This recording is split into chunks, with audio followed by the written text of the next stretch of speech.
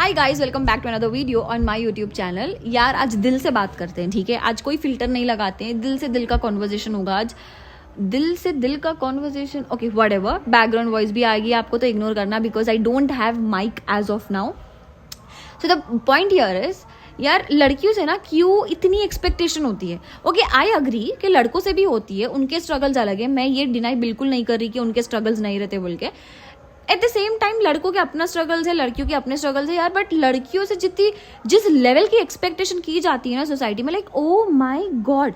अब जबकि मैं अपने 30s में जाने वाली हूँ, like I mean my late 20s, very soon in few months I will be 30। बहुत सारी चीजें अब समझ में आ रही है यार कि मतलब सोसाइटी का जो प्रेशर होता है, और वो प्रेशर अपने खुद के पेरेंट्स अपने सर पे लेके अपने बच्चों को कितना प्रेशराइज करते हैं।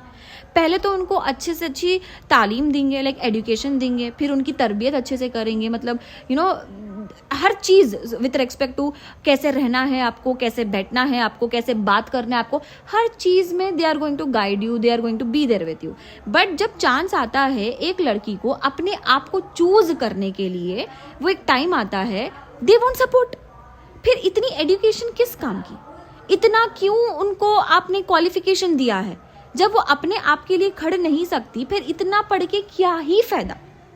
यार मुझे एक चीज समझ नहीं आती, देखो अगर लड़की ना जॉब कर रही है, 1 लाख प्लस उसकी सैलरी है, बहुत अच्छी सैलरी है, बट उससे फिर भी ये एक्सपेक्टेशन किया जाता है कि तुम बाहर भी काम करो, जिसके लिए उसको बिल्कुल भी अप्रिसिएशन नहीं मिलती है, बट तुम्हें घर का भी काम करना पड़ेगा। ओके अगर बाई चांस अगर कोई लड़की ये बोल देती है कि मैं कुक रख लूंगी, ऑब्वियसली दैट मेक सेंस, वो कमा रही है तो फिर कुछ पैसे निकाल के अपने लिए कुक रख सकती है। जहां पर भी उसको लगता है कि एनर्जी बच जाएगी, उसकी टाइम बच जाएगा, वो अपने आप को टाइम दे सकती है, तो इट्स गुड ना। बट नो, ऐसे थोड़ी होगा। या कितना भी बाहर का काम कर लो, फिर भी उसे घर का काम एक्सपेक्ट किया ही जाता है। लड़कों से ये एक्सपेक्ट नहीं किया जाता।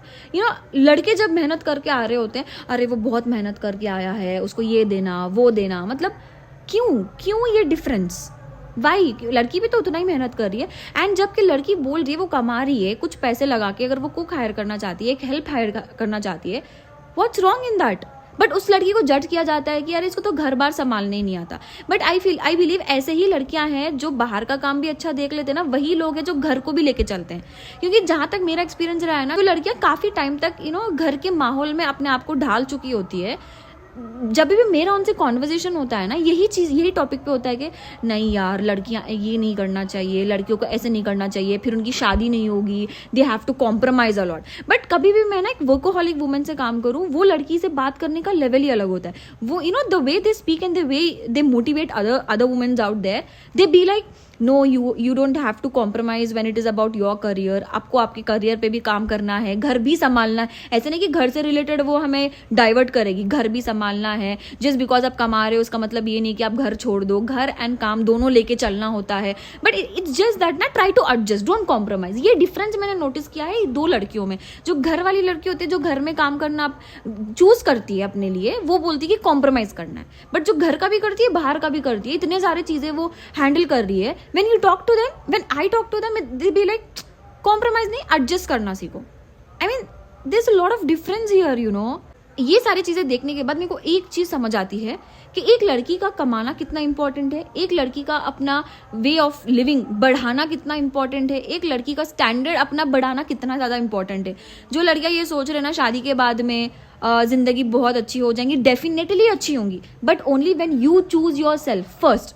अपने आप को पहले रखो ना। क्यों हम अपने आप को पहले नहीं रख सकते, मेरे को ये समझ नहीं आता।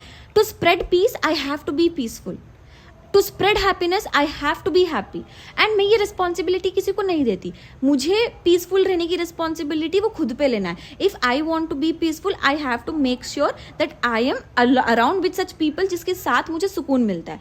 ऐसे सिचुएशन, ऐसे सिनेरियो से मैं दूर चले जाती हूँ जहाँ पे मेरा पीस ऑफ माइंड नहीं रहता है।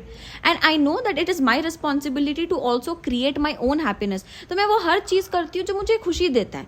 जब मुझे पता है, ऐसा नहीं है कि मैं ऐसे ही विदाउट एनी बाउंड्रीज कुछ भी करके बोलूं this is my happiness. No, I have set certain boundaries and certain rules for my self, what is right and what is wrong. Based on that, उसके बेसिस पे मैं अपनी खुशी खुद बना लेती हूँ।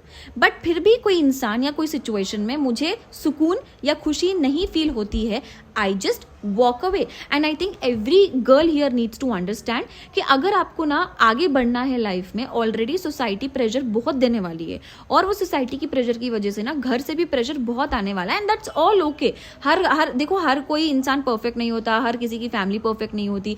Family at the end of the day is there for you, they will always be there for you. But again, जब अपने आप को चूज करने की बारी आई ना, पहले अपने आप को चूज करो and then rest everything will align. This is what I believe. पहले अगर आप फैमिली को प्यार करते हो ना, you can only love people when you love yourself. Otherwise it will always be like a huge load on you, कि मतलब मैं सबको कर रही हूँ, कोई मुझे नहीं कर रहा. नो, ये बात नहीं आनी चाहिए. This is what I understood. If I love my self, I just be like a giver.